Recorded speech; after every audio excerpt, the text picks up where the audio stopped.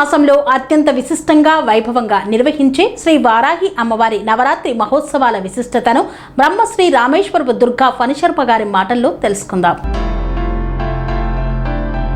ఆషాఢ మాసంలో జరిగే వారాహి నవరాత్రులు శక్తి ఉపాసకులకు అత్యంత విశిష్టమైనవిగా భావించబడతాయి.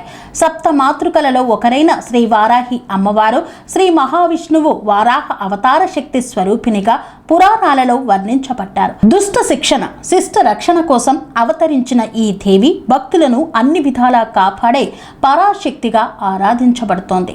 వారాహి అమ్మవారికి ముఖ్యంగా రాత్రి వేళల్లో పూజలు నిర్వహించడం ప్రత్యేకతగా చెప్పబడుతుంది. ఈ సమయంలో భక్తి శ్రద్ధలతో ఆరాధించిన వారికి శత్రుబాధలు తొలగడం, దుష్ట శక్తుల నివారణ, ధైర్యం, ఐశ్వర్యం, విజయాలు మరియు ఆధ్యాత్మిక పురోగతి కలుగుతాయని ఆధ్యాత్మిక గ్రంథాలు పేర్కొంటాయి. వారాహిదేవి ఆవిర్భావం, ఆమె దివ్య రూపం, పూజా విధానం, నవరాత్రుల విశిష్టత, రాత్రి పూజల ప్రాముఖ్యత, అలాగే అమ్మవారిని ఆరాధించడం వల్ల కలిగే ఫలితాల గురించి ఓల్డ్ బోయిన్పల్లిలోని సునంద అపార్ట్మెంట్లో తన నివాసంలో శ్రీ గాయత్రి జ్యోతిష ఆలయం నిర్వాహకులు బ్రహ్మశ్రీ రామేశ్వరపు దుర్గా ఫణిశర్మ వివరించారు. ఈ ఆధ్యాత్మిక విశేషాలను TR9 టీవీ న్యూస్ ఛానల్ మరియు TR9 భక్తి టీవీ ఛానల్ ద్వారా ప్రత్యేక కార్యక్రమంలో భక్తులకు అందిస్తున్నాం. ఓం శ్రీమన్మహాగణాధిపతయే నమో నమః. శ్రీ మహాసరస్వత్యే నమః. శ్రీ గురుభ్యో నమః. హరి ఓం. యా దేవీ సర్వభూతేషు శక్తిరూపేణ సంస్థితా నమస్తస్యై నమస్తస్యై నమస్తస్యై నమో నమః. యా దేవీ సర్వభూతేషు మాతృరూపేణ సంస్థితా నమస్తస్యై నమస్తస్యై నమస్తస్యై నమో నమః. అందరికీ నమస్కారం. నేను మీ ఫణిశర్మ రామేశ్వరపు శ్రీ గాయత్రి జ్యోతిషాలయం. మనము ఈ రోజున రాబోయేటటువంటి వారాహి నవరాత్రుల గురించి, అమ్మవారి యొక్క విశేషం గురించి, అమ్మవారి యొక్క పూజా విధానం గురించి, అమ్మవారికి చేసేటటువంటి నియమ నిబంధనల గురించి మనం ఈ రోజున మనం వివరంగా మాట్లాడుకుందాం.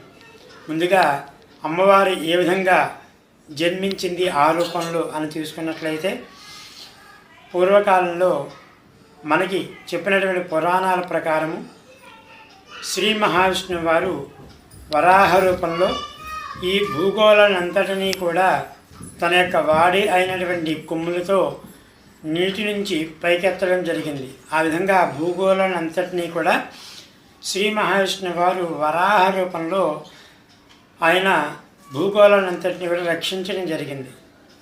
ఆ యొక్క వరాహ రూపంలో ఉన్నటువంటి స్వామివారిని వరించడం గురించి సాక్షాత్తు శ్రీ మహాలక్ష్మి అమ్మవారు ఈ వరాహ రూపంలోనే, అంటే వారాహి రూపంలో అవతారం ఎత్తి శ్రీ మహావిష్ణువు వారిని వరించారట.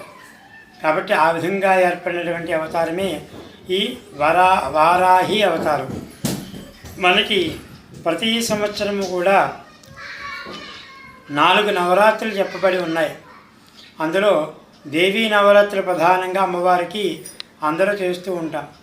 తర్వాత ఈ శ్యామలా నవరాత్రులు కానీ, అలాగే ఇప్పుడు మనం చెప్పుకుంటున్నటువంటి వారాహి నవరాత్రులు కానీ గుప్త నవరాత్రులు అంటాం. అంటే గుప్తంగా చేయవలసినటువంటి నవరాత్రులు. ఈ అమ్మవారి యొక్క విశేషమైనటువంటి పూజా విధానము కూడా చాలా గుప్తంగా ఉంటుంది. అంటే ఆ అమ్మవారి యొక్క ఆ మంత్ర ఉపదేశం ఉన్నటువంటి వాళ్ళే విశేషంగా ఈ నవరాత్రులు చేస్తూ ఉంటారు. కాబట్టి ఆ విధంగా ఏర్పడినటువంటి అవతారమే ఈ వారాహి అమ్మవారి యొక్క అవతారం. ఈ వారాహి అమ్మవారి యొక్క పూజ చేసేటటువంటి వారికి ముఖ్యంగా చెప్పుకోవలసినటువంటి నియమ నిబంధనలు ఏమిటి అని చూసుకున్నట్లయితే, ప్రధానంగా ఉదయం కానీ సాయంత్రం కానీ 2 పూట్ల తలస్నానం చేయడము, అలాగే విశేషంగా ఇంట్లో శుభ్రంగా ఉంచుకోవడము, అలాగే విశేషంగా ఒక అమ్మవారి పీఠాన్ని ఏర్పాటు చేసుకుని దాని మీద అమ్మవారి యొక్క చిత్రపటాన్ని ఫోటో పెట్టుకుని పూజించుకోవడం అనేది సాత్వికమైనటువంటి పద్ధతి. అలాగే అమ్మవారికి ధూపము అంటే మనం సాంబ్రాణి కానీ గుగ్గిలం కానీ విశేషమైన ధూపము ఈ అమ్మవారికి చాలా ఇష్టమైనటువంటి విశేషం. కాబట్టి ఉదయము సాయంత్రము కూడా ధూపం ఇల్లంతా కూడా వేసుకోవచ్చు. ఇందాక చెప్పుకున్నట్లుగా సాయంకాలం చేసేటటువంటి పూజ విశేషమైన ఫలితాన్ని ఇస్తూ ఉంటుంది. కాబట్టి ఈ 9 రోజులు కూడా ఎవరూ కూడా మనకి శరీరానికి ఎక్కువగా ప్రకోపాన్ని కల్పించేటటువంటి నాన్ వెజ్ కానీ ఉల్లిపాయ వెల్లుల్లిపాయ లాంటివి కానీ తినకుండా ఉండడం మంచిది. అట్లాగే కింద పడుకోవడము, సాత్వికమైనటువంటి ఆహారము, సాత్వికంగా భుజించడం లాంటివి చాలా ఉత్తమమైన ఫలితాలు ఇస్తూ ఉంటాయి. ఇంట్లో పూజ చేసుకునేటటువంటి మహిళలు కానీ పురుషులు కానీ ఒక ఫోటో పెట్టుకొని దీపారాధన చేసుకుని రోజు ఉదయము సాయంత్రం అష్టోత్తరం పూజ చేసుకోవడం లాంటి విషయాల్లో ఎవరైనా సరే చేసుకోవచ్చు. కానీ ఇంకా ఎక్కువగా అమ్మవారిని ఉపాసన చేసేటటువంటి వారు మాత్రమే అమ్మవారికి పూజల్లో చెప్పబడినటువంటి నియమ నిబంధనల ప్రకారము ఆ విధంగా అమ్మవారిని పూజిస్తూ ఉంటారు. ఇక ఈ దేవీ నవరాత్రుల్లో మనం ఏ విధంగా అయితే ఆ యొక్క అమ్మవారికి పూజ చేస్తూ ఉంటామో అదేవిధంగా ఈ శ్యామలా నవరాత్రుల్లో పూజ చేస్తూ ఉంటాము.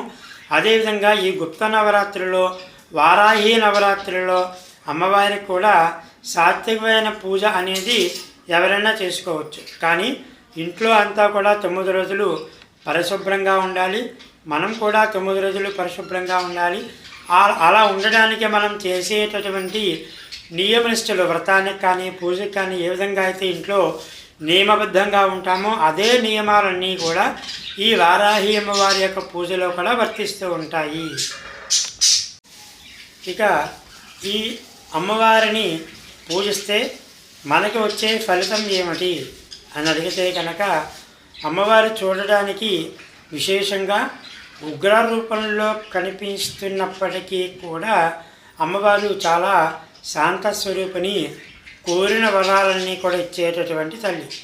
కాబట్టి ఈమె ఇవ్వనటువంటి కోరిక అయితే ఏది ఉండదు. అన్ని కోరికలు ఈ అమ్మవారు తీరుస్తూ ఉంటుంది. కానీ విశేషంగా ఈ అమ్మవారు భూమికి సంబంధించినటువంటి విభేదాలు ఉన్నటువంటి వారు కానీ లేదా కోర్టు వివాదాలు ఉన్నటువంటి వారు కానీ లేదా విశేషమైనటువంటి అనారోగ్య సమస్యలు ఉన్నటువంటి వారు కానీ ఎక్కువగా ఈ అమ్మవారు పూజ చేసినట్లయితే వారికి తమ యొక్క కోరికలన్నీ కూడా తీరుస్తూ ఉంటుంది అమ్మవారు. అలాగే ఈ అమ్మవారి యొక్క విశేషంగా మనకి సాధారణంగా ఈ అమ్మవారి నవరాత్రులలో ఉదయం చేసేటటువంటి పూజ కన్నా సాయంకాలం చేసేటటువంటి పూజ చాలా విశేషమైన ఫలితాన్ని ఇస్తూ ఉంటుంది. కాశీ మహానగరంలో కూడా ఈ అమ్మవారు సాయంత్రం పూట ఈ అమ్మవారు విశేషంగా రాత్రి అంతా కూడా కాశీనగరం అంతా కూడా ఈ అమ్మవారు శక్తి స్వరూపిణిగా తిరుగుతూ ఉంటుంది ఇప్పటికీ కూడా. కాబట్టి ఈ అమ్మవారిని కాశీలో ఫేస్ టు ఫేస్ అంటే ఎదురుకుండా వెళ్ళి దర్శనం చేసుకోవడం అనేది అసాధ్యం. కాబట్టి ఆ కొన్ని నియమ నిబంధనలు పాటించే వారికి మాత్రమే కాశీలో ఈ అమ్మవారిని పక్కడి నుంచి మాత్రమే దర్శనం చేసుకునేటటువంటి అవకాశం ఉంటుంది. అది కూడా కొంత సమయం వరకు మాత్రమే. కాబట్టి ఉదయము సాయంత్రము కూడా పూజ చేసుకోవచ్చు. కానీ సాయంకాలంలో చేసేటటువంటి పూజ ఈ అమ్మవారికి చాలా విశేషమైన ఫలితాన్ని కలుగజేస్తూ ఉంటుంది. ఇంకా ఈ అమ్మవారికి విశేషంగా చేసేటటువంటి వారు ఇష్టమైన పదార్థాలు ఈ అమ్మవారికి పానకము, వడపప్పు, పాయసము అంటే అమ్మవారికి చాలా ఇష్టమైనటువంటి పదార్థాలు. కాబట్టి ఈ నవరాత్రులలో గుప్త నవరాత్రులలో ఈ అమ్మవారికి సాయంకాల సమయంలో విశేషంగా దీపారాధన చేసుకోండి. ఇందులో ముఖ్యంగా అమ్మవారికి కందదీపము అని చెప్పి పెడుతూ ఉంటాం. కందదీపము అన్నట్లయితే మనకు దొరికేటటువంటి కూర వండుకునేటటువంటి కందగడ్డ ఉంటుంది కదా, ఆ కందగడ్డ హోల్ చేసి మధ్యలో ఆవు నెయ్యి పోసి అందులో 3 ఒత్తులు కానీ 5 ఒత్తులు కానీ దీపాలు పెట్టి ఆ కందగడ్డకు శుభ్రంగా పసుపు రాసి కుంకుమ బొట్లు పెట్టి ఆ 5 ఒత్తులు కానీ 3 ఒత్తులు కానీ వేసుకొని అమ్మవారి దగ్గర సాయంకాల సమయంలో విశేషంగా దీపారాధన చేసేటటువంటి వారికి ఈ అమ్మవారు విశేషంగా తన ప్రభావాన్ని అమ్మవారు చూపిస్తూ ఉంటుంది. అట్లాగే ఈ అమ్మవారు దండనాయకి కాబట్టి మనకు ఉండేటటువంటి శత్రువులందరినీ కూడా అమ్మవారు మన నుంచి దూరం చేస్తూ ఉంటుంది. కాబట్టి అమ్మవారి విశేషంగా ఈ నవరాత్రులలో గుప్త నవరాత్రులలో ఆరాధన చేయండి, ఆరాధన చేయించుకోండి, విశేషమైన ఫలితాలు పొందండి. శుభం భూయాత్. ఇంకా మనకి అమ్మవారి యొక్క విశేషమైన ఫలితం కలగాలి అంటేట్లయితే అమ్మవారి యొక్క యంత్ర ఆరాధన అలాగే అమ్మవారి యొక్క హోమము కూడా ఎంతో విశేషంగా మనకి ఫలితాన్ని ఇస్తూ ఉంటాయి. ఇందాక చెప్పుకున్నాం, అమ్మవారి పూజ చేస్తే మనకి వచ్చేటటువంటి ఫలితము భూ సంబంధమైనటువంటి విశేషాలు కానీ, వివాదాలు కానీ, కోర్టు వ్యవహారాలు కానీ, అలాగే ఎక్కువగా అనారోగ్యంతో ఉన్నటువంటి వాళ్ళు కానీ ఈ అమ్మవారి యొక్క ఆరాధన చేస్తే మంచి ఫలితం కలుగుతుంది అని చెప్పి, అలాగే అమ్మవారి యొక్క హోమం కూడా ఇంకా ఎక్కువ ఫలితం కలుగుతుంది. ఏ హోమమైనా సరే మనం చేసేటటువంటి పూజకి 100 రెట్లు ఫలితం కలగాలి అంటే ఆ అమ్మవారికి సంబంధించిన అయ్యవారికి సంబంధించినటువంటి హోమాన్ని చేస్తూ ఉంటాం. అలాగే ఈ అమ్మవారి హోమం చేయాలి, వారాహి అమ్మవారి యొక్క హోమం చేయాలి అన్నట్లయితే దానికి ఆ అమ్మవారి ఉపాసనా బలం ఉన్నటువంటి అయ్యగారి చేత ఈ వారాహి అమ్మవారి యొక్క హోమం చేయించుకోవడము చాలా ఎక్కువ ఫలితాన్ని ఇస్తూ ఉంటుంది. అలాగే ఈ అమ్మవారి హోమంలో చేసేటటువంటి విధానంలో కొన్ని విశేషమైన పద్ధతులు ఉంటాయి.